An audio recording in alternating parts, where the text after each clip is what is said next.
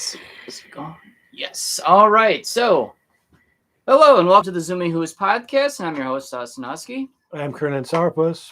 And we have lots of stuff to say. Oh my god! And let's start with the Sourpuss because you've got stuff to say about. Let's get this out of the way real quick.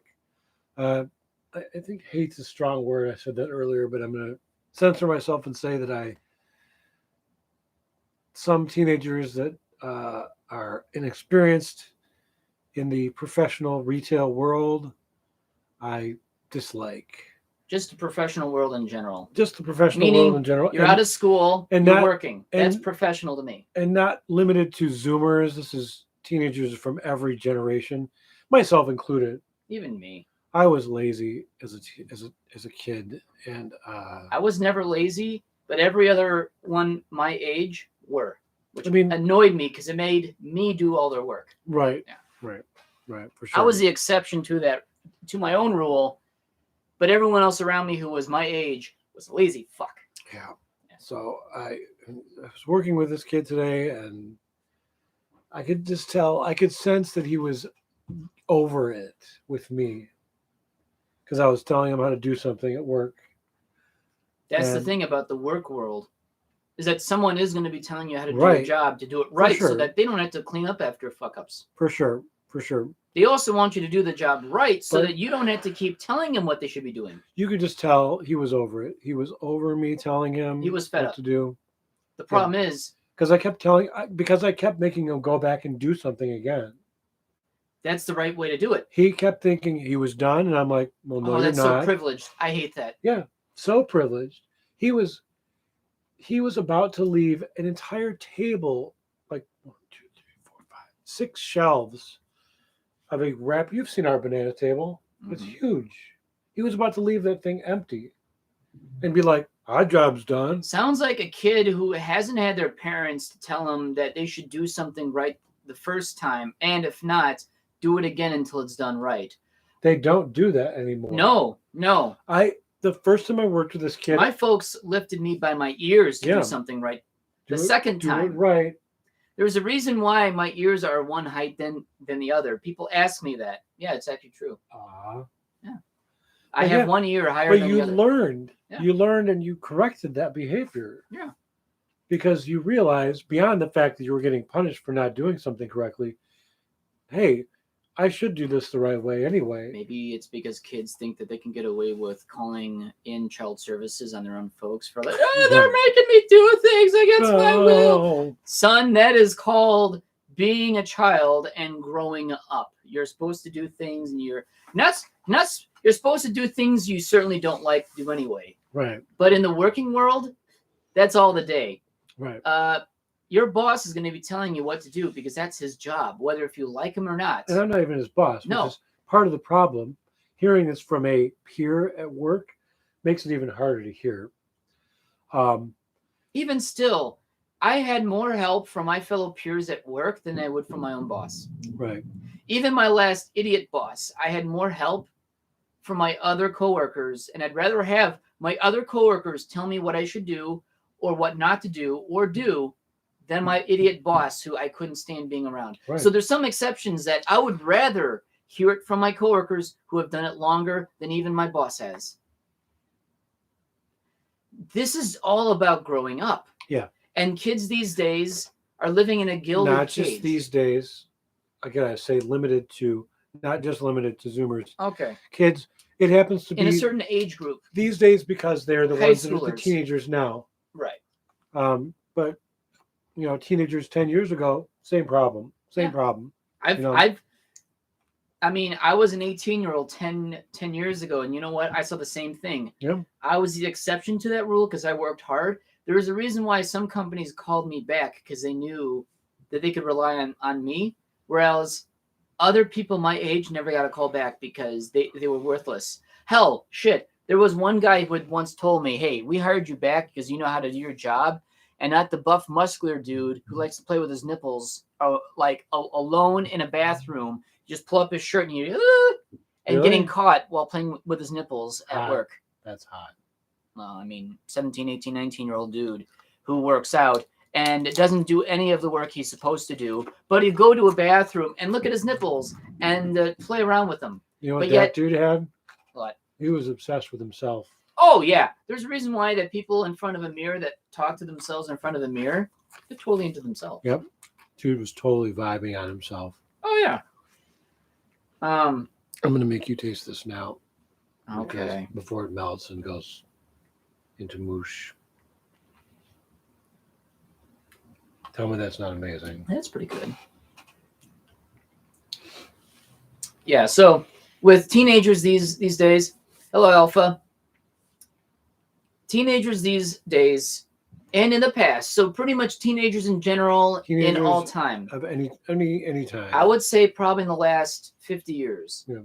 Before then, teenagers, they did jobs. They worked 20-hour, 30-hour, 40-hour, 50-hour, 100-hour weeks. Yep. It's only in the last 50 years has this phenomena of teenagers kind of screwing up because life has gotten easier for everyone, including for teenagers being teenagers. Yeah. That's okay. Being a teenager is a perfect thing because you know what? You live out your teenage years before you start becoming an adult and then realize, wow, being an adult kind of sucks. There's a lot of cool things about being an adult anyway. There are days where I reminisce about my teenage years, but there's a lot of teenage years stuff that I don't reminisce about. It can go both. It'll go each way. Right. But seeing kids in any first job, they don't care because they don't know what to expect. That's okay. But after a few months in a job, if you don't care, you shouldn't be there anyway. If you're not going to at least put in your time to a job, and if you're not going to enjoy it, find something else. And if you can't even enjoy any job, keep finding it until you find something that you like doing. Because you know what, boba. It's been a while since we had boba tea, so this is mine. So I totally get you that there are idiots. Even in my last job, there were younger teenagers that screwed off and, spent half their day in the bathroom. I don't know if they were masturbating on their phone or masturbating and on their phone. I don't know. But we always like to think that the younger kids are always on a bathroom break when they should be working. Yep. And you know what's sad?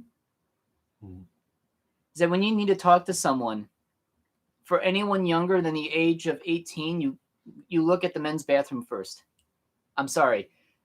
That's so silly to think about, but I'm going to be very honest. If you need to talk to someone specifically and they're 18 and under, the first place I will look at is the nearest bathroom. Yep. And then ask them without even knowing who's in the stall. Hey, if you need carts pulled in or a carry out done at my Walmart, go to the guy's bathroom. He's standing. No way. He's standing in there on his phone right around the corner. No way. See, my theory works. Yep. That's with any job. If there is a bathroom on site, they'll hide. Why the hell is it that teenager boys will be hiding in a bathroom? Playing with their nipples. Apparently. Playing with their nipples, their phones, and masturbating at the Dude, there's like 3 arms for that. Come on. How the hell is that possible? Multitasking. Multitasking with 3 arms. So and then when you turn 20, you lose the 3rd arm. The worst part about what I had to go through today with this kid was that because of how I was brought up, part of me felt guilty for having to talk to him about this in this way. Where I have to go back and say, okay, all these things that you just worked on, we need to redo this because it's not acceptable. You didn't do it right. That's the right thing to do it. And inside, I'm like, Joe, you shouldn't have to do this. You're shaming him, and that's terrible. But it's true. People need to learn. It has to be done. I don't like shaming people. But I felt guilty in the moment before I even went to him. Before I finally approached him about it, I'm sitting there feeling guilty for having to do this. I feel guilty. I shouldn't have to. When I have to shame people, and you know what? You have to, because sometimes for people to learn, you really need to shame someone to get them on the right ball. Not that I want to shape their whole lives and personalities. I just want them to do the right thing all the time so that I don't have to do it. The thing is, if this kid, like, if you took a moment and worked with me more, He'll get it. first of all, you would understand. I'm not the kind of person that I don't get off on No, making somebody feel bad about themselves. that's my last boss. The only reason I do this, the only reason I would ever not purposely shame somebody, but say, hey, we need to go back and do this again. Because number one, I don't want to have to fucking go back and do it myself. Exactly. You were asked to do that job. Exactly. And because you don't know how to do it right, I have to suffer the consequences. Exactly. That's not fair. Sorry. I totally agree with you. I hate doing the work of others No. that they could have done in the first place. It'd be like you having to go pick up somebody because someone else fucked up and left them there. Oh, yeah. And you know what? There has been times that happens in this current job that also happened in the last job. Yeah. Or just in ordinary In life this- where something that could have been done at the very moment that was not done, left undone, and then other people have to like, I'm not doing this. I mean, it shouldn't have to be said. Right. It should just be done. And it's sometimes unfathomable how people can just let things be. And the unfortunate thing too is this is in every job. Oh, yeah. And this Any is just with a place lot of people. Where you have somebody who's been around for a while and someone who is new, you still have to go through that. Oh, yeah. Hell, even Dwayne at my last job, who's 65 years old, total fuck up. Mhm. And acts like a teenager because he works like a teenager. Yeah. He will do things half-assed, and then all of a sudden I have to fix things after him. Yeah. That's When pathetic. when my boss is yelling at me to do my own job and doing someone else's, and really, let's be honest, my last job was doing the job of 5 people. Now I have to do Dwayne's too? Yeah. No. But you know what? Forced to do it anyway, which, Yep. Oh my God, I'm just Not so glad. fair. Just to drive a damn bus, to do the job of one person, it's life-changing. It is life-changing to be at a job just to do the job of one person. Yeah. Why is that something that is incredible to me? Because I only have to rely on myself now. In my own little island, the bus. Right. Yeah. Even at, remember I was complaining about the bald guy, Brian? Yeah. No offense to bald people. I find a lot of bald men attractive. Vin Diesel, The Rock, Mr. Clean. Mr. Clean. But this guy, ex-Marine, some of the shittiest work ethic. I would ask him to put lines out. He's the same guy who always says that he's from the Marine Corps. Yeah. But you have a hard time believing that because, and I have a hard time believing, if you've been in the Marine Corps, you've gone to the best, Yeah. which they whip you in a shape. Yes, they They do. form you. You conform to their standards, and after you leave the service, you uphold that standard. Yep. I have a hard time believing In when every people, facet of life. yeah, you do your bed a certain way, like Mhm. you did at the Marine Corps. They're very regimented. Yes, no unregimented person would have survived the No. Marine Corps. That's why I'm thinking he dropped out. And he is regimented, but it's all self-serving. Okay, so He has to take his breaks at a certain time. He has to take his lunch at a certain time. And regardless of what he's working on, when it hits that time, those hours in the clock, Mhm. if he's in the middle of working a car, he just pushes it aside. I got to go on my lunch. We both look at each other like, I mean, but you're not done doing your job. if it's a scheduled break period for most jobs, It's not. It's go It's when when- you. okay, when you yeah, can. you could finish what you were maybe doing and Well, then that's go on the break. thing, because me and Carol look at each other like, I'm not finishing this because you have to go. Finish your job. I mean, wait, does he actually go back to finish? No. Oh, see, yeah, that's not right. He just expects it to be done because Oh, he's so that- done. Hey, my job's done. Yeah, see, no, that's not right. Leaves See, a mess. I don't believe. This is At his all. work area. He'll put all of his empty boxes here, his empty crates, and he'll just leave them there. Not where they're supposed to go. They're supposed to go in the shelving units over there in the shelf. He just leaves them there in his workspace, I don't believe in shoving my work onto other people. and again expects us to clean it up. I'm like, well, I'm That's- not your mom. That's self-entitleism right there. You're 36, 37 years old. Oh, he's still a teenager at Yeah. heart then. 36-year-old and expects us to just clean up after him because that's someone who's actually never been whipped into into ship shape as a kid. Yeah. My folks, they were never ever physically abused me, but they've punished me in ways that is considered physical abuse today. For me, just the talk of threat was enough for me. Scared me into not submission, but scared me into shape. Oh, see, my folks. My mom only threatened to spank me one time, and I didn't. I zoomed. Oh, my mom got lucky. My mom never caught me. We did a chase around the table. I can't tell you. Okay. I got my mom laughing mm-hmm. because I kept running and she kept missing me. And but it just took that one threat, and whatever I did wrong, I never did it again. Not that it was a bad thing, but that's good that alone worked. That alone worked. Yeah. You got pretty easy. I did. I got off lucky. I got smacked. I got my ears pulled where I was literally off the ground. I got spanked with wooden spoons to the point of actually, my brother's ass broke the wooden spoon. That's right. My mom only specifically would actually my mom mostly did all this. My dad refused to lay a hand on me because he didn't think it was good to do it. My dad's only spanked me once, and he was guilty about it for the rest of his life. Even still to this day, he'd only have to talk to me to get me to do something different, and that was it. Mm-hmm. My mom is the physical one. Yeah. And she would smash my stuff with a hammer and such like that. What stuff? Oh, just my toys. Yeah, belongings and such. So while that was traumatic, it formed me into the person who I am. Yeah. Better or for worse. But none of these kids today go through any of that. I feel like we're so snowflake oriented. Soft. Not to say being a bit soft in society is a bad thing, but to control your kids to do the right thing, but letting them do their own thing anyway, and you have no inward or outward control over what your kids should do, because what they will do growing up is what they'll continue to do in life.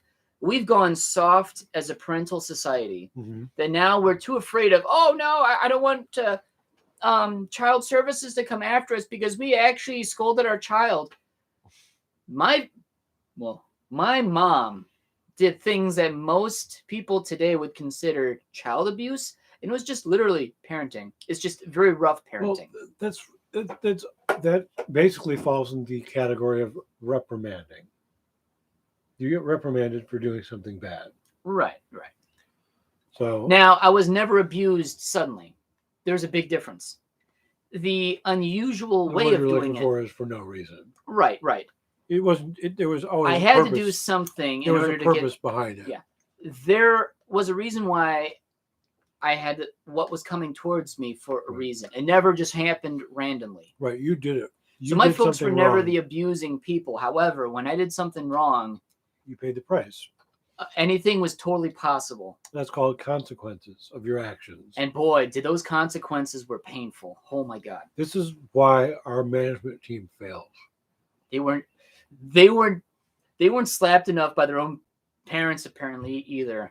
Well, and none of these kids at this place that I work at ever see or suffer the consequences of their lack of work. Mm-hmm. And they're not never being. See it. Bob gives up. He gets so frustrated that he just walks away.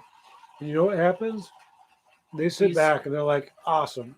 These people, do not ever give as management, which is why some management is perfectly useless. Yes.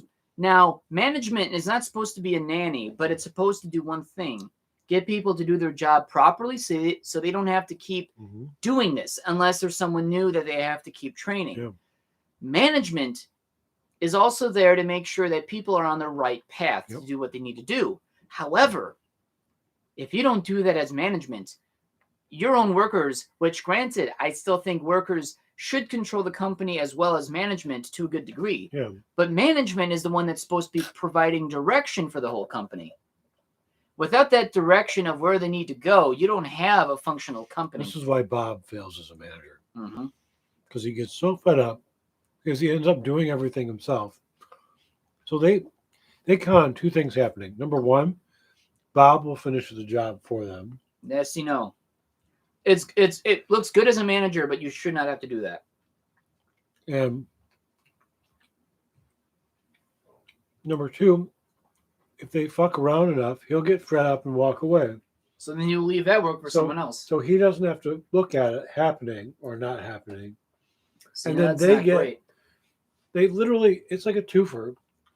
Number one, he does the job for them. Number two, now they can fuck off the rest of the night and look at their phones and play games.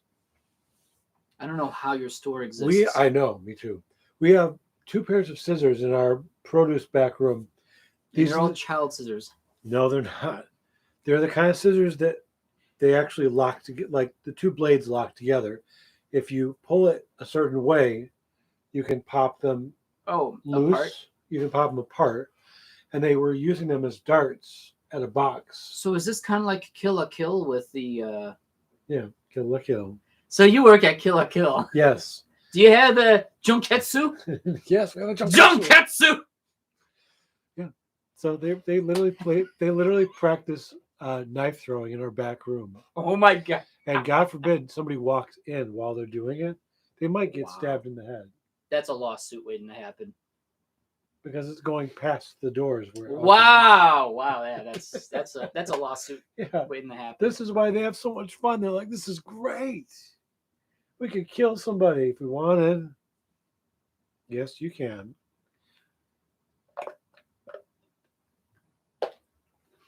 Anyway, your subject. Go. Okay. So there's actually some things that I'd like to talk about that I would find, something interesting to talk about. This is stuff that's happened recently or such. All right.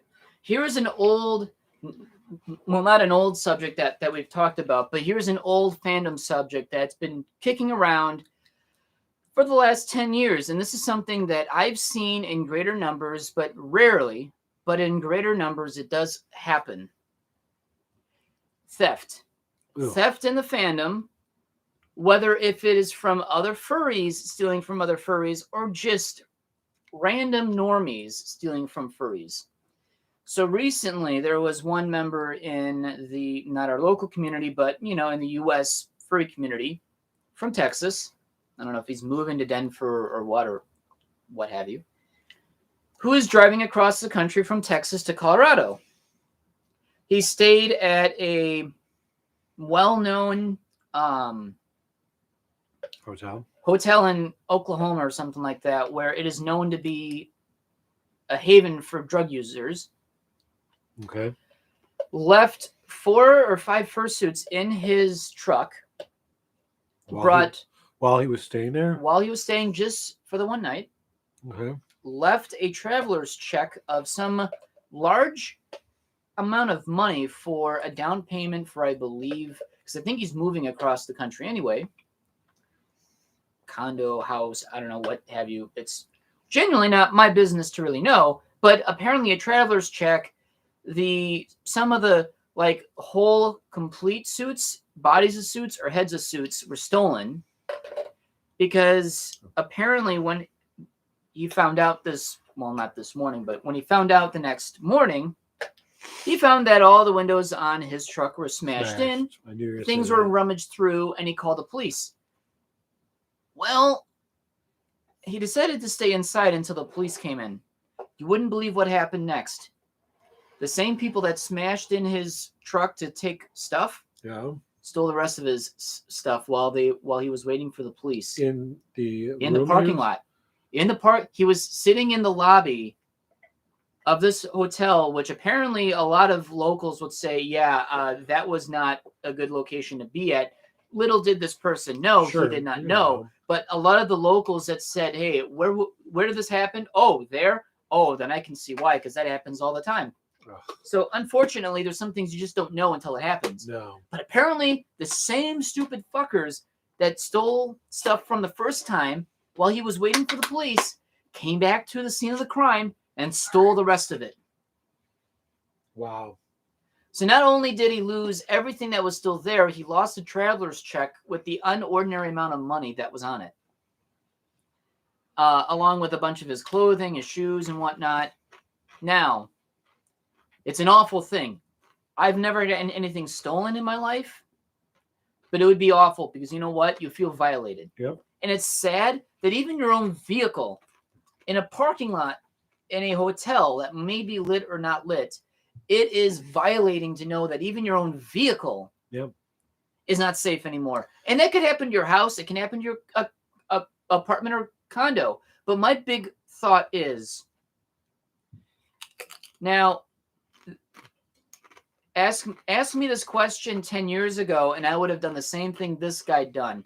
If I'm traveling across the country, I will feel lazy and not bring anything in from my vehicle indoors for the night. I'd only bring what I need, leave everything else in my car, and then I continue on the next morning. Because you assume it's safe. Because I assume it would be safe. Now, because in the last 6-7 years, fursuit theft has been really huge at cons. Normally, on Thursdays or Sundays or Mondays, when people are getting there or going home, that's when fursuits tend to be stolen the most. Not during the con. No, at the when end, they're in the very vehicle getting there or from. Okay, continue. Was this at a con? No. Okay. He's just traveling across the country. Oh. I don't even think there's a convention going on in Denver. So, what I wanted to say was, I've experienced some theft. Mm-hmm. I think we actually talked about it briefly. I don't know if we talked in podcast, but I had that big bass tube behind my seat in my pickup truck. Oh yeah. So you had your radio head. Well, you had your stereo. I left my pullout. The what do you call it? The radio that actually pulls out.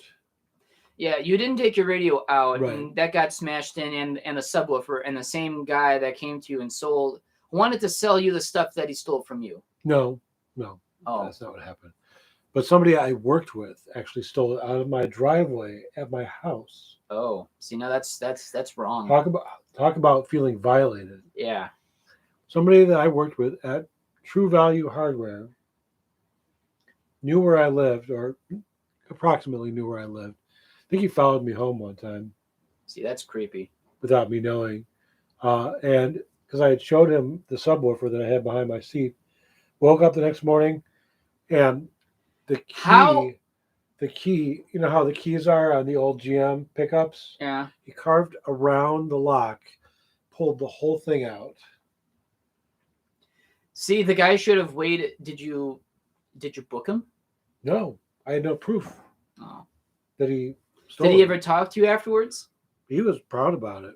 Oh my God. See now, okay, so he was knowing cocky and proud about it. Many people who are commenting about this person. Now, I'm just going to talk about this. Mm-hmm. Many people in this thread that he's talking about, he's got photos of his suits stolen, look online, eBay, Craigslist, dumpsters for his stuff. I hope he gets it back. However, most stolen fursuits never return. That's the sad bit about this. You might find bits and pieces, but for the most part, a lot of it gets pitched somewhere in a place that no one tends to look. And even if you do find it, it may be. I don't understand. Why steal it if you're not going to do something with it? Because they think they can get. No, it's because people on drugs don't think rationally, and they'll steal something that they think is valuable, and then realize, why did I take this anyway? This is garbage. And then they throw it out. Monetary value. They may even burn it. They just drop it off somewhere. So, a lot of people, which again during this time, not a good time to say it. However, even me. If I'm at a convention, all the stuff that would be in a car is inside the hotel room. Even my GPS unit, anything that of value that people would want to steal, they'll smash in my car. They won't maybe take my car, but at least I've smashed up windows. None of my stuff is stolen. Yeah.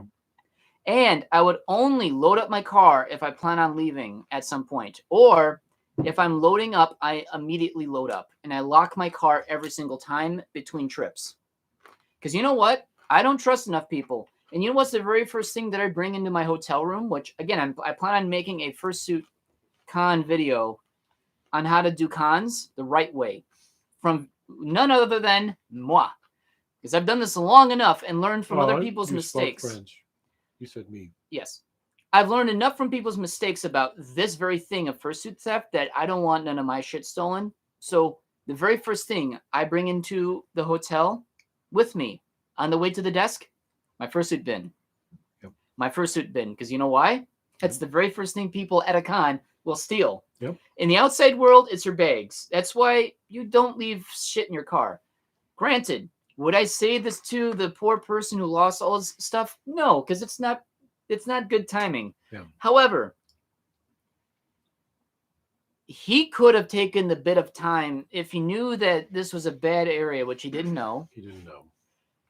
But we live in a day and age where people break into cars all the time. Yeah. Why would you risk your stuff getting stolen by leaving it all in your vehicle, leaving a traveler's check-it in the center console of your vehicle? I don't know how reckless you can be. That is recklessness.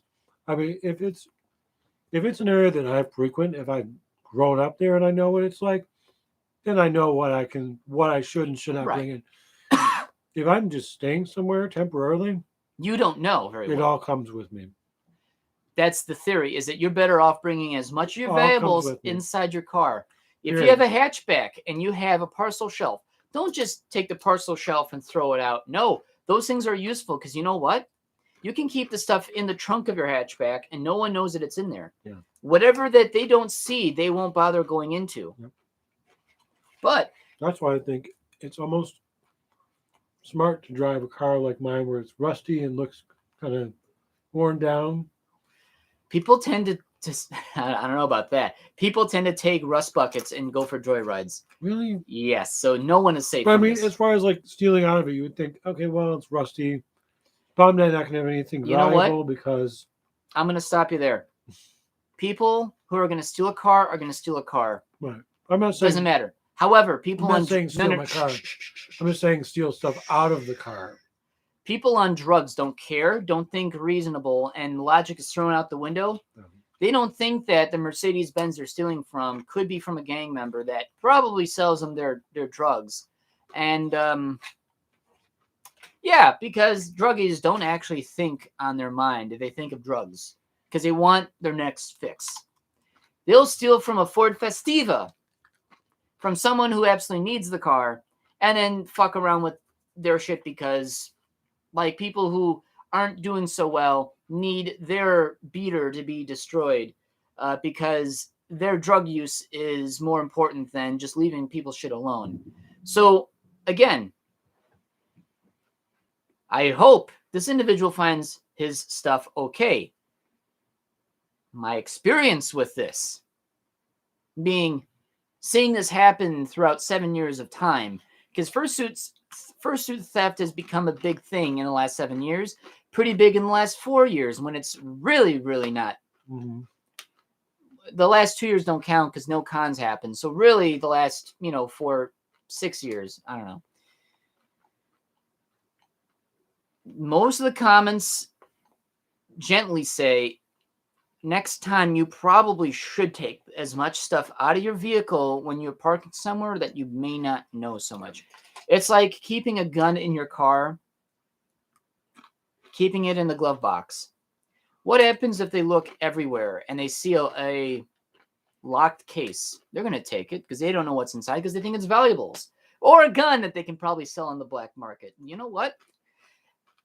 Asking your local police department that you have a lost gun and how it got stolen, a lot of them are going to say is, number one, good on you for putting it in a locked case. Number two, you're a dumbass for leaving a weapon in a vehicle anyway that you don't. I don't know. It's silly. I know. You learn something from this. As unfortunate as it is, and I don't want to seem callous about it, but this is not the first time I've seen this happen online. Yeah. Leave your vehicle locked in a well-lit area, and even still that's not safe. Bring everything with you. Don't leave things to chance. Don't set yourself for a heartache. No. Because you know what? Side windows on a car from a brand new vehicle that he has might cost you several grand for someone to put it in and whatnot. But you're not losing 50 grand of stuff at the end of the day. Your windows got smashed in, but it's recoverable by... At this point, it's a learn from someone else's mistakes and don't do what they did. Because if we're all going to be ignorant on the fact that we don't live in a perfect world where you can leave all your stuff. No. I don't know if Texas is easy peasy, friendly squeezy, and you can leave $1 million in your Ford Escort unlocked and no one's ever going to touch it. I'm sorry, but across the country, you have a lot of bad areas. Nowhere is safe. I'm sorry. That's why I tell people, my area is safe, but the moment you go into Milwaukee County, it's different. It's so and so. It depends on the area, but I would not.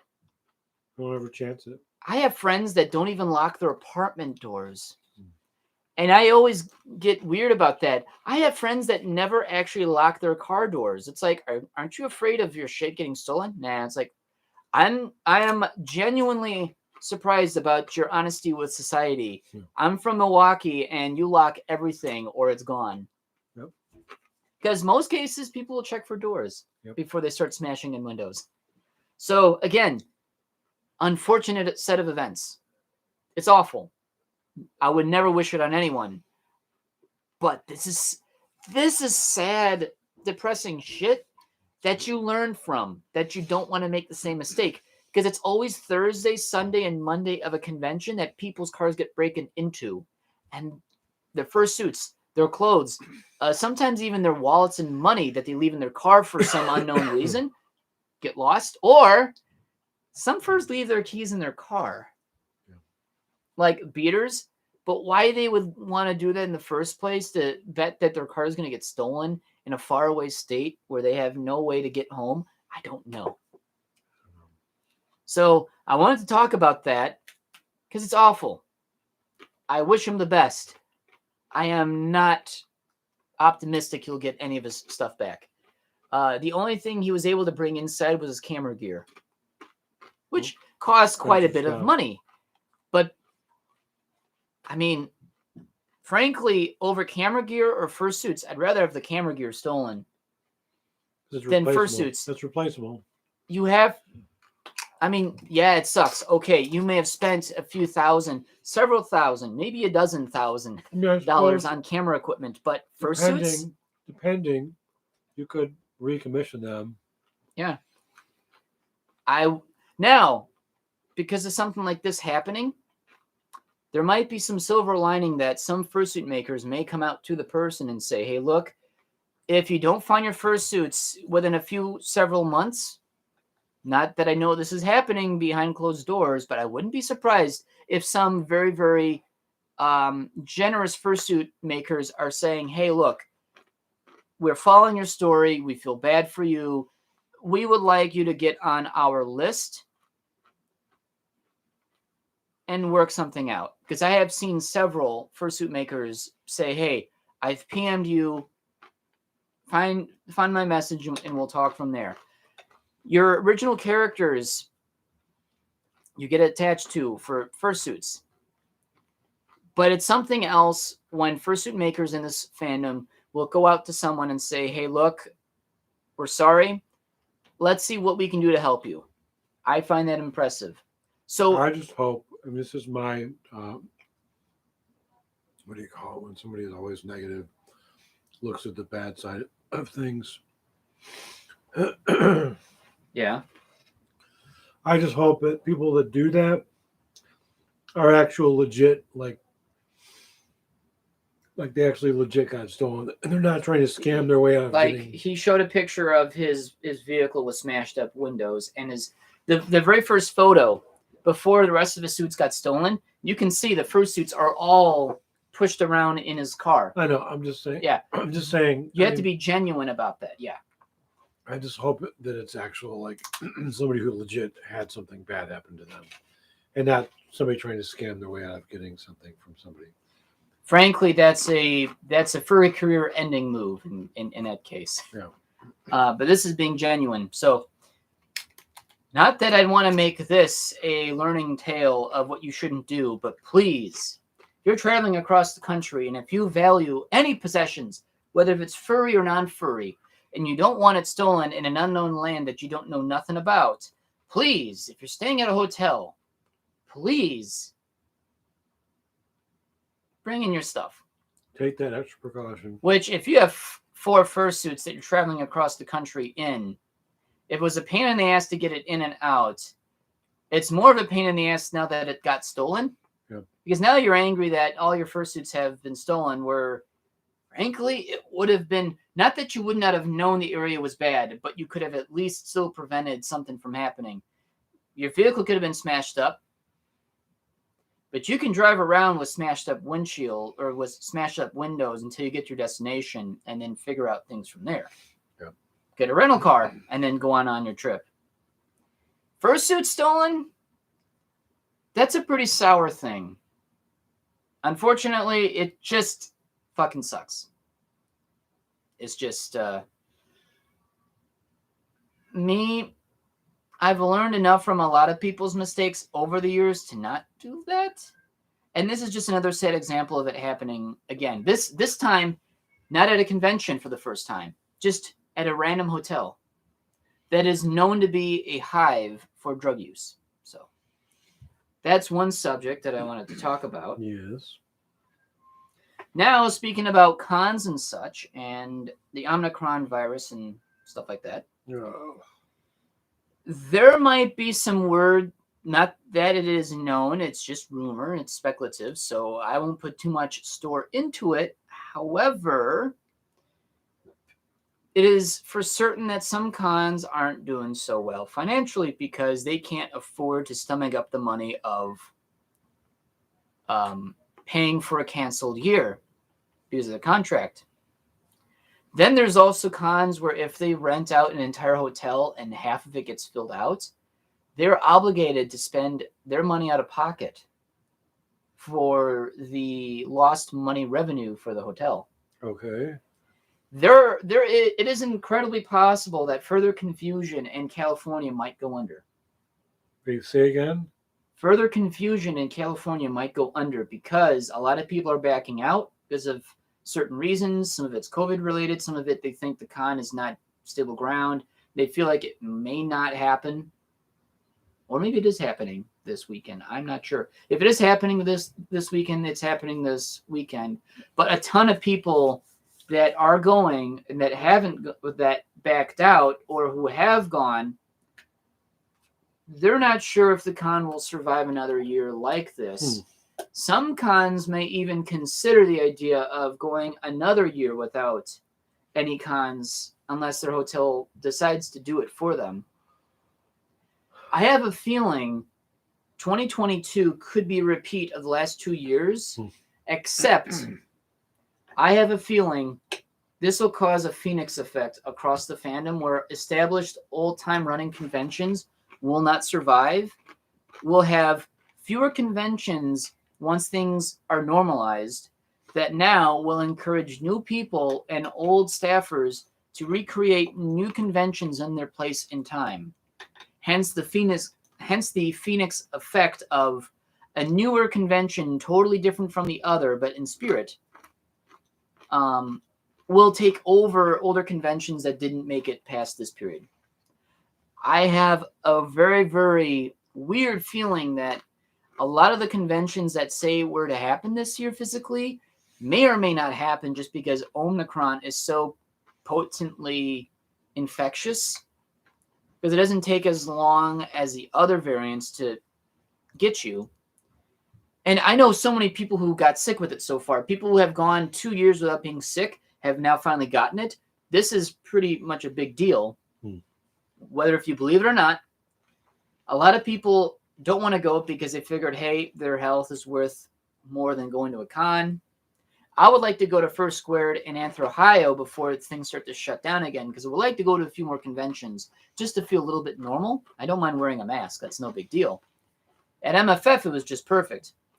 But I hear a lot of people backing out of going to further confusion in California because of one reason or another, which doesn't look good for the hotel, which doesn't look good for their contract for the convention itself. if certain amount of people are backing out, that just causes a ripple effect. Yeah.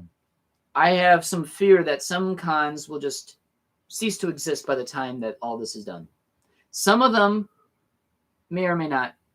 You think Anthrocon will happen this year? You know what? They've not said a single word about whether if anything, it'd be right now, because in 6 months' time, it will be Anthrocon. I would imagine it would. I mean, if MFF happened. The thing is with Omicron, if it's going to be under control by then, and Uncle Kage may or may not want that responsibility either again. But since he pretty much has the whole city of Pittsburgh by the balls, he probably could do what the hell he wants at this point. Probably. So I don't see MFF or Anthrocon being in trouble because it's the biggest con. And even still, MFF fell short from the last year that they've had it held physically, but with good reasons why it was the way it was. Just we're in a pandemic still. It's not gone. It's still here. It's just we're living with it. We've gotten used to it. As much as I hate to say it, but we've gotten used to this pandemic. I don't like the idea of saying that cons are going to die out. The idea of cons won't die out. It's the already established conventions who have been here for a long time. I have a fear that they're going to struggle in the next year. Yep. Because each individual con staffer is putting their own money into their own convention to keep it alive, which means that's their money out of their pocket that they could have saved up for any reason for themselves personally.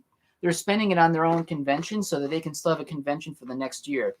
Half of every single con for con staff is down. Even some of the bigger conventions, their staff is down by half. So that's half of whatever monetary support that each con would have to prop themselves up for the next year. I'm just spewing this out of my ass. But already reading what I know online, things are a bit shaky for conventions. And if those conventions that don't make it, meaning they're 501c7 organizations, they're nonprofit organizations that allow this event to continue, if they shut down, while it is the end of that convention's existence, it's not to say that there will never be a convention in that spot again. It just means whatever convention that pre-existed there that didn't make it has come and gone, will open the door for the next one to take its place. Probably by the same con staff. Actually, no, it couldn't be the con staff, because you know what? Legally, a lot of the con staff have to have their legal names on the contract, that they're all liable to pay for whatever damages, or you have to hold real people responsible, unfortunately. Not just the organization, it hits real people. Yeah. So I don't even think con staff from one con will go to the next, because they're already out of money. Yeah. There's a reason why Great Lakes Fur Con, why none of the staffers from that con are in any other staff for other cons, because you know why? They were broke for a time. And understanding that some cons that fail affect their lives personally too. Yep.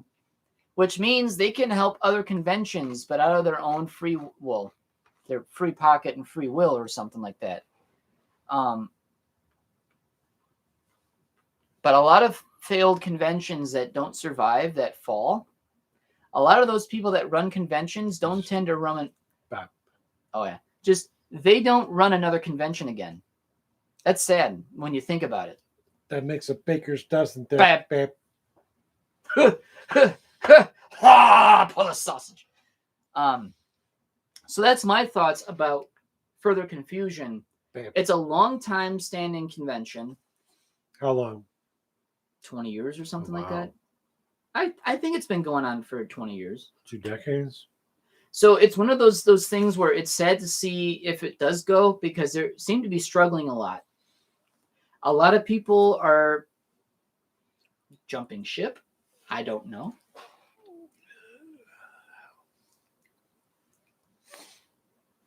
I totally agree, Alpha. And for those that may not read the message,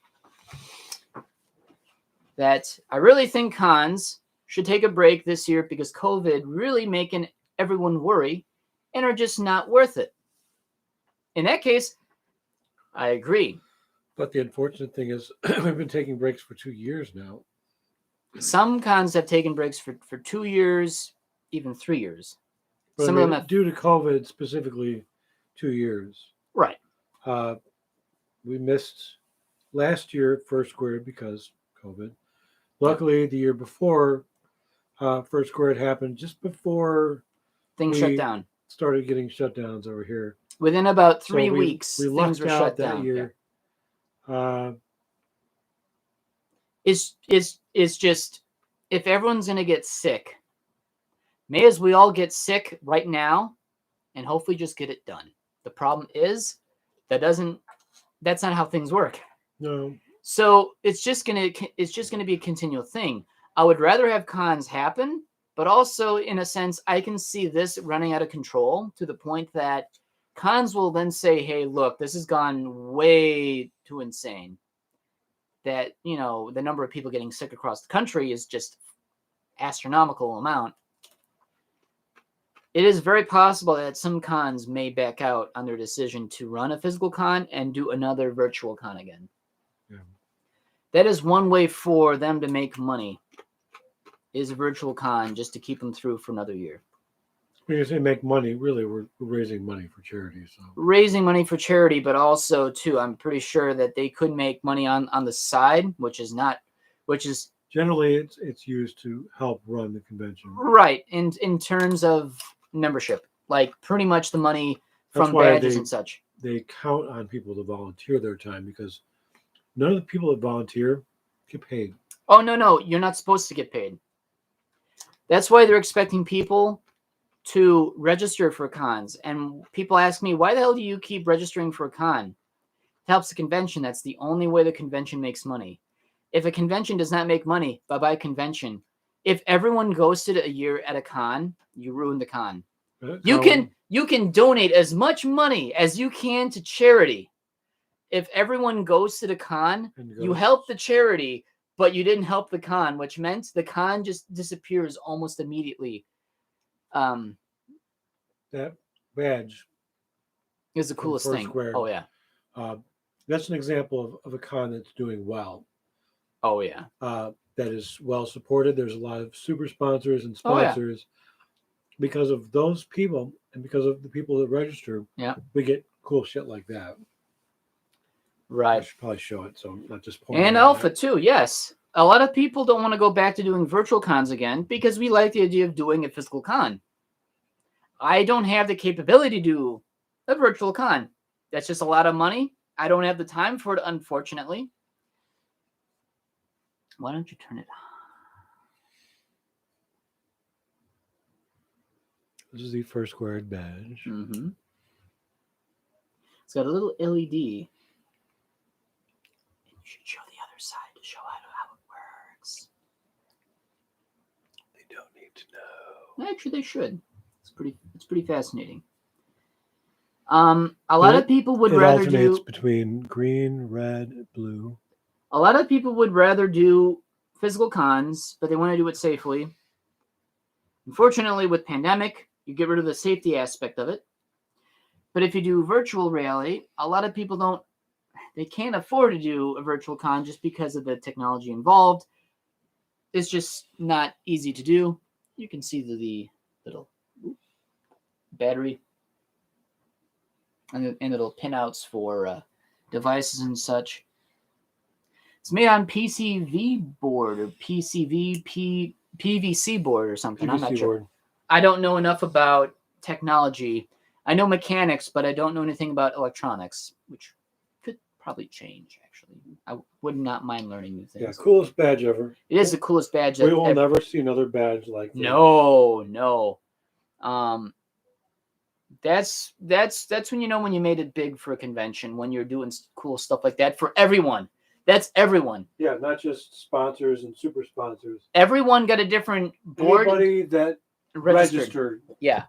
And if you support the con with your money, you get cool things in the end. You don't support a con and you ghost it, You're not helping the convention. Why are you there? You want to see friends? Cool. Yeah, you can see friends. You could see friends any time of the year by doing that. But if you're at a convention, please register. And cat sneeze.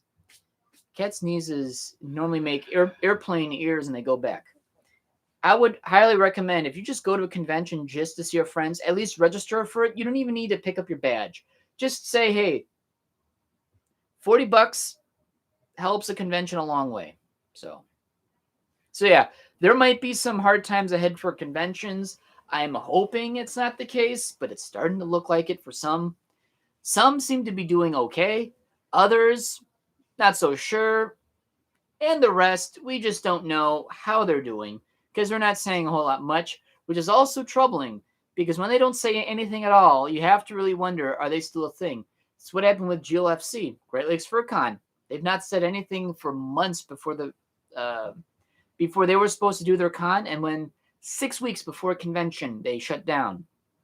They didn't say a single thing for I think 4 months, and then all of a sudden, not the eve of the convention, but within about 6 months, was it 6 months to a convention, or was it 2 weeks? I can't remember. Within about close enough time to a convention, they shut it down. You just don't know at times. So, let's see.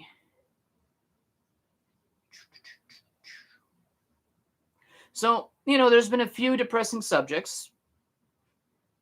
I figure let us talk about something quite funny that I thought on my bus.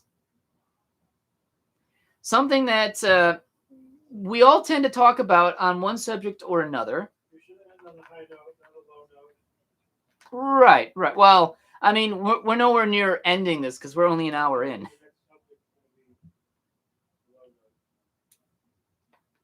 All right, well, then we may as well just avoid that one subject for last, perhaps.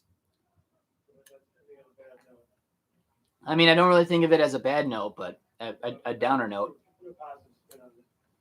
Go ahead. All right, well, then in that case, we may as well go down that hole. Go ahead with what you were talking about. Oh, then... Your bus.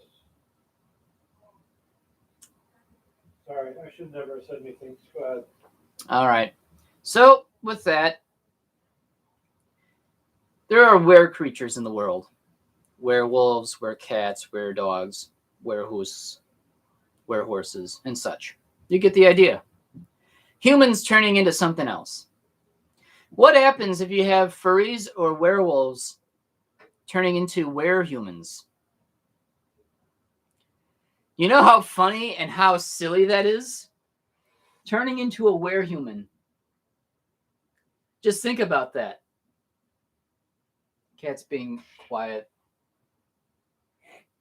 He's hissing. I'm not sure what he's... So, yeah. I'm not sure what the cat is doing. Cat is doing things.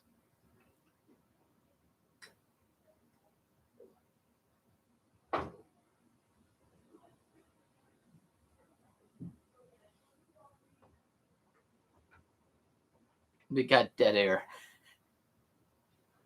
Where humans did you say? Okay, so I was talking about where humans. Okay. How I get the premise. a were-human bites a furry and then you become a human. That sounds horrible. Oh no! I have become Larry the Cable Guy.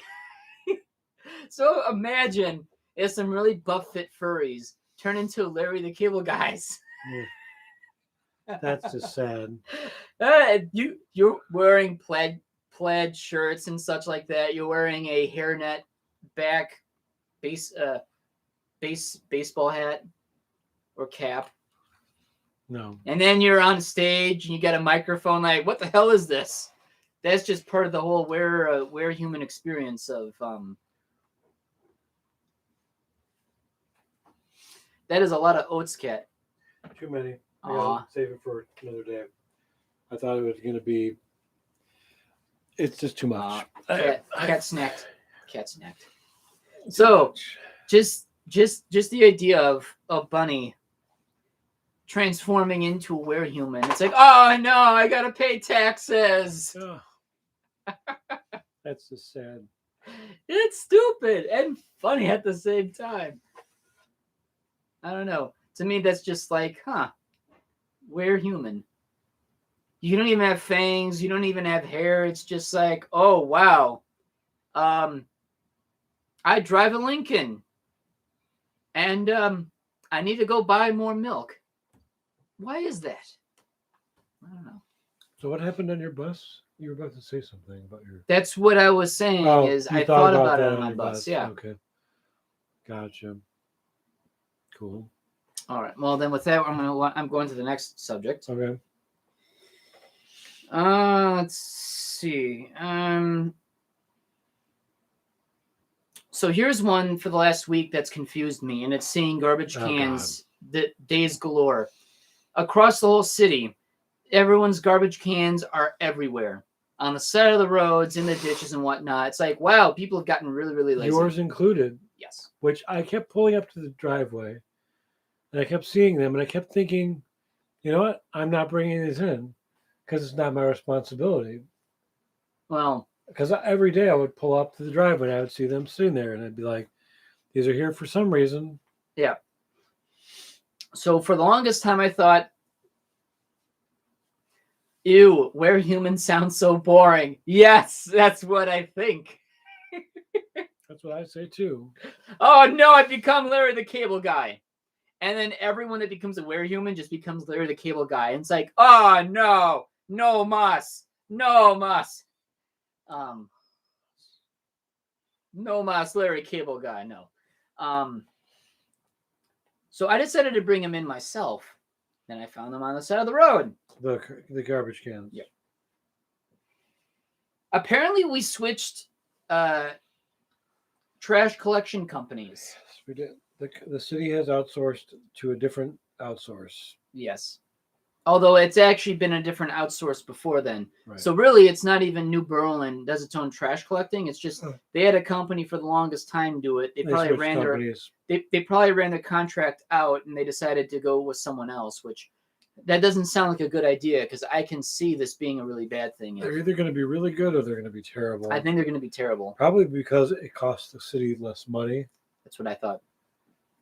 So, which explains why the other trash company is supposed to pick up their old cans, and they yet to do that, which already is on a good note because now the whole town looks kind of trashy. Literally looks trashy because everyone's garbage cans are everywhere for days. Just for days, they've been out on the street. They've been flying around because of the wind and such like that. Yep. They're in the ditches. It's like, wow. So this is what happens when Apocalypse Now. Or a werewolf apocalypse, except all the werewolves were from like the trash collecting companies. They're revolting, and now you just got trash all over the place. Or zombie apocalypse. Or zombie apocalypse. Or both. And apparently it's just trash all over the place for days. So, I had not realized that we switched companies, and I don't even think half the people know that either. You have to wonder. I'm thinking, because we do have game night tonight. What time does that start? 5? Anyway, there's one other subject that I do want to talk about. So we're not ending now, but there's something I do want to talk about. It starts at 5:30. Okay, well, we got time then. I know, but I want to take a nap before. Now? Well, because that's nearly 90 minutes. Are you going to take a nap for an hour? I've been up since 2 a.m. Okay, well then let's actually talk about this one thing quick, and then we'll be done and over with it. So yeah. All right, so I'm already feeling a little bit. That it's going to be a very short nap because it's nearly a 30-minute drive. That's all I need. Okay. I just need 30. So 30, there's something that we talked about before the show started. Yep. Let's talk about that now. Let's do that. So the idea of We've been an hour already. So I mean, normally we run for 2 hour, well, I think we're from an hour to 2. Right. So anyway, let's just go on with the last subject. Okay. I feel bad when others look at the lives of others and then compare it to themselves, being what interests they might like, what hobbies they enjoy, how active they are, whether if it is just for personal reasons in their community or something. But when they look at within themselves and then they want to see more of that within themselves, they feel sad that they have not done that themselves. So they feel bad that they've not done anything what they see to be of value, or just, I don't know how to exactly word it out, but people unfairly compare themselves with others that while they may seem to live some sort of rosy representations of themselves, but maybe not everything is all what they see it to be, perhaps. Right. I mean, basically, when you say one person basically is judging themselves Right. by what They see of think others. their peers or people that they look up to, they think those people are living better lives, And doing more with their lives, being more successful. right. I completely vibe with this because I do have too. felt this way before, and it's not healthy to try to compare yourself to the people around you, because what you're seeing is the absolute best of their life. Exactly. And there's no other better way to really describe it than really. There's a video that I caught of a couple, and they had this raccoon that they keep for a pet. Mm-hmm. And every video, every photo we see just is freaking adorable. Yes. Cute as hell. You see the love there. These people dedicate their lives to this animal, and they say that they do as well. But what they don't show is all the horrible nights, loss of sleep, or no sleep. To a raccoon. Because the raccoon is not domesticated. He doesn't know that he's doing wrong things.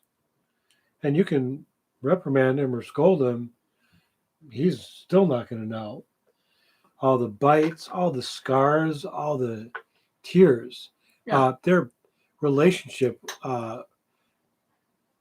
suffers because of This raccoon. Yeah.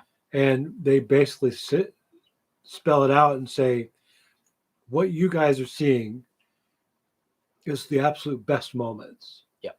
Just because we have this raccoon, we do not condone owning one. Yeah. And now this is just an example of,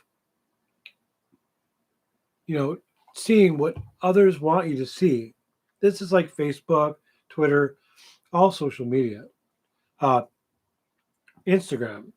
I follow people on there that are fitness junkies and this and that. And again, they're sharing the best possible, and I'm guilty of this as well. I take hundreds of selfies till I find the one or two that I look the best in. Mm-hmm. So you're seeing me at my absolute best. What you don't see is the depressed, mentally beating myself up because I hate myself, because I don't like the way I look. I'm not happy with it. And this goes for anybody else out there as well. My friend Matthew, who has less than 1% body fat, the guy's sick. That's unhealthy ideals. He is sick, not mentally, but he gets physically ill like at least once or twice a week because his body doesn't have the percentage of fat cells that help protect the rest of his body, to help build the immunity up to fight these illnesses. Mm-hmm. Basically, what it comes down to is common colds. Mm-hmm. I mean, I could say, for example, where I'm a busybody Hoosk with many interests and does a lot of things throughout the year. I keep myself busy from time to time. People get jealous about that. And I can understand they want to do the things that I like to do because it makes them feel like I have some sense of life projection of where I see myself in life and such, where I can see that. I get that. I like to at least know where I'm at least going. But there are bad moments with me too where I feel totally depressed. Yeah. So much so that one person had told me that I do way too much, and they're kind of jealous about that. And it's not one of the reasons that put me into a spiraling depression in the last 6 months. Yeah. Which I only recently got out. But, it made me realize, wait, something that I have been doing all my life without realizing that people notice, that I just do it for the fun, for the interest, for my own liking.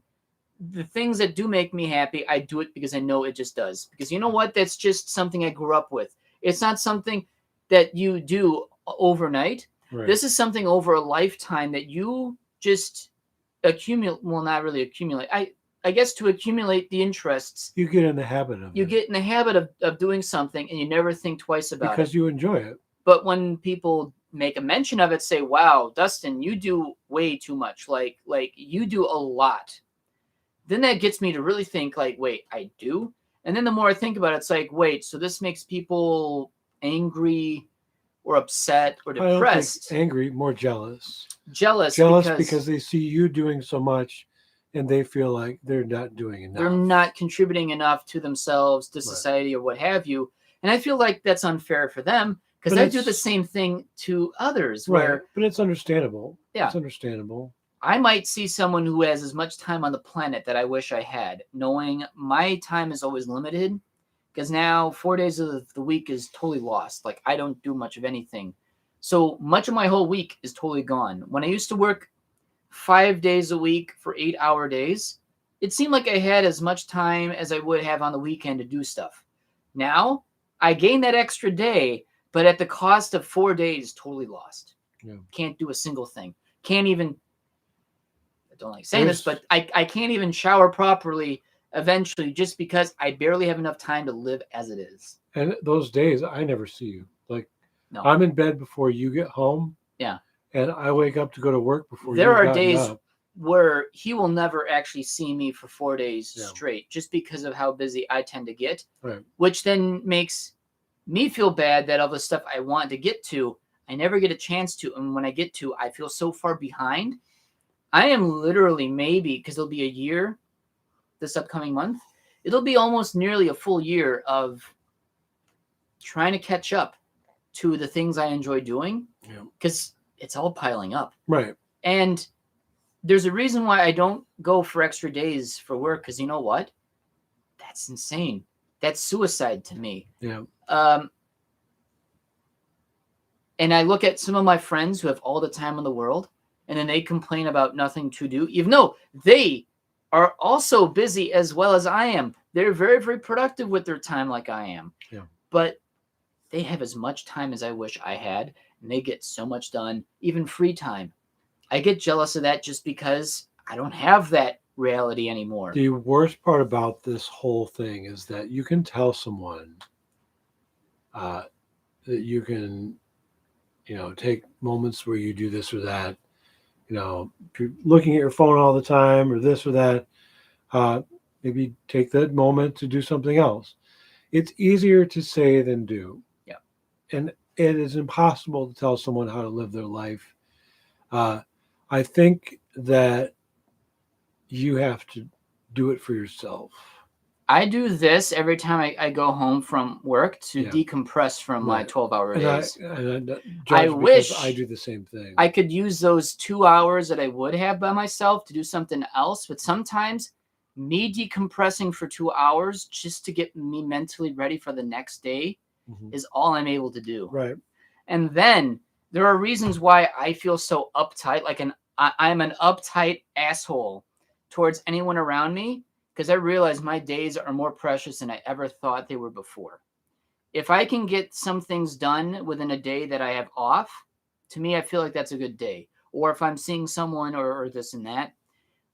But I also don't want to say this to people's faces, but my time is that valuable where, please, if you can't make it to something that we were going to do together, please tell me as soon as I can so I can redirect focus to do something else. Because then I feel like I wasted a day by waiting on someone who decided at the last minute they didn't want to do anything. Now I have to scramble and say, okay, what else can I do in my spare time that I only have so little of left? Right. But the idea that the thought that I want to say before we, end this show is it's unfair to compare yourself with the lives of others, because even someone like Hoosk, who even locals have asked me, I don't know how the hell you managed to do this, but you're always doing something. You're always running a meet. You're always doing something personally with your lives. I have no idea how you do it, but that's inspiration. That's amazing. If you can use seeing me doing the things I do, use it as inspiration to, you have a hobby you haven't done in a while. You see me doing the things I enjoy. Let that good influence you to do those same things. Or you see Hoosk doing a photography. You don't know photography, but you want to learn a little bit yourself. That good influence could teach you something new and a new hit, like a new interest and hobby that you would like to get into, or maybe not. But I just hate to see it as a negative thing, because I just do it because it's just natural to me. More importantly than that, too, is if people want to do more, and because they're inspired by you to do that, they have to do it themselves. That's the most important thing, is don't do it because someone else is doing it. Do it for yourself. Do it because it makes you feel good. Right. Because if you're just doing it to get popular, to get noticed on social media, it's not going to turn out. It's not going to turn out. You're not going to be happy. No. You got to find something that you'll enjoy doing. And even if it's something that you've always enjoyed doing and you wish you wanted to do more but have no interest in doing more, just keep doing what you're doing until you figure out what you would rather do in the meantime.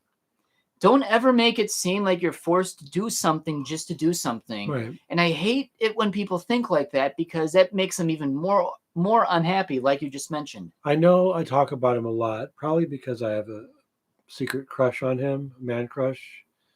But Strobes. Cooper Tom is one of the people that got me into the fandom. Mm-hmm. He's never done anything to get, what's the thing that they always say? Well, get famous, I guess, is a more broader term. Well-known, famous, popular. He only does things because he enjoys doing the stupid shit. He is not doing it for clout. He is not doing it for attention. He's just doing it because he likes doing it. Yeah. He don't care what you think about it. He's just going to do it anyway. I'm the same way. I just kind of do my own thing, and if people notice, you want to learn more? Yeah, I can tell you more. He dabbled in doing art, and then cut to like 5, 6 years, 7 years later, he's actually become a really decent artist. Also, not to sell yourself too short, and actually do something, even if you may not be good at doing something for a while. There's a learning curve to everything. Right. Just don't give up on something you just began. And don't beat yourself up because you think less of yourself than you're others. Not good enough. And that's not true. No. You can be better. You can. You just need to keep going. And don't let your own negative thoughts get in your way. And again, they will. The idea is to just listen to more positive things, to say, I can do better. Yeah. I can have again, I don't know. Who's cannot say any words. Ignore that inner voice, and now I'm going to quote my second favorite person in the world, RuPaul. Ignore the inner saboteur that tells you you can't or you shouldn't. Mm-hmm. Yep. Do it anyway. Prove that person wrong. Yeah. Yeah. So that's what I say. I just think that's what RuPaul says. Right. I just think give yourself a chance. Don't give up before you haven't even tried. Exactly. Or if you're free to go in by yourself, ask a local friend. Yep. Ask your interweb friends. Yep. If you're not able to do something by yourself on your own, reach out for help into something that you might enjoy. Yeah. Even if you may not enjoy it, you at least learned, hey, this is not for me, but I am glad to have found out more. Or reach out if you need advice on something. How to do something. It just kind of makes me feel sad to see that kind of things where people are selling themselves short before they even try. Like they've already stopped believing them in themselves before they even get their toes wet. Yep.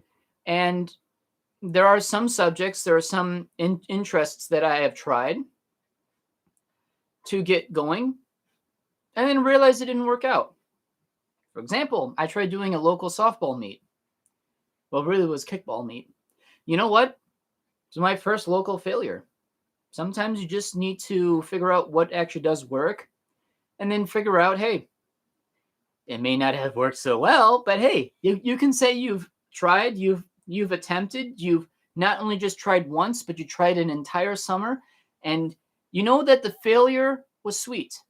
It wasn't a sour failure, if that makes sense. Oh, sour poos.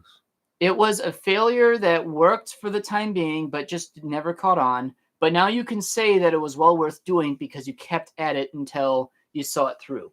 Right. So you started from start to finish, knowing it was going to suck, sucked, finished it, still sucked, but at least you can say, hey, it sucked, but I managed to get through it anyway. Sometimes some things just don't work out. Sometimes you're better off quitting in the middle, but when you don't give up yet, and you just see it till completion. Well, right. I mean, that can be said too as well. The delusions of grandeur. Don't be blinded by that.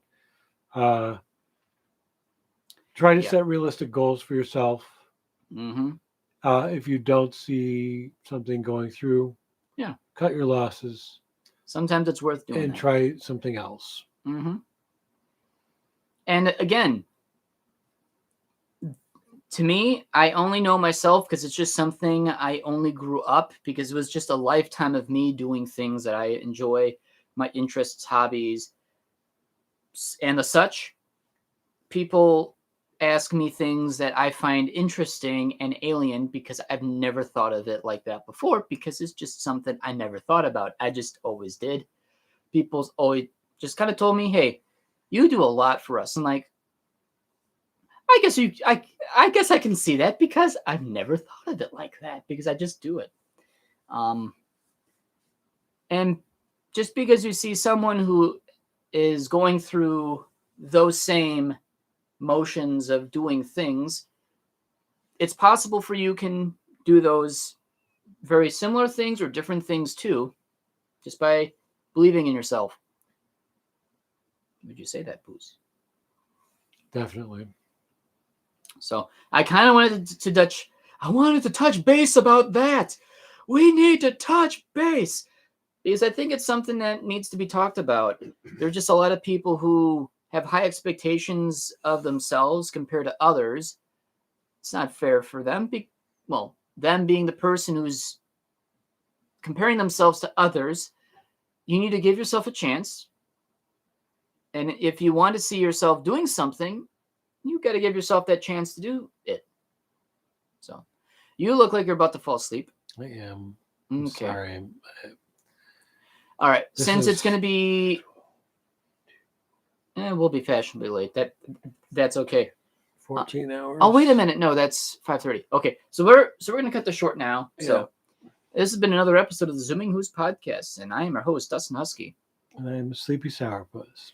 And thanks for tuning in. We'll catch you next time. I'm going to try it out real quick.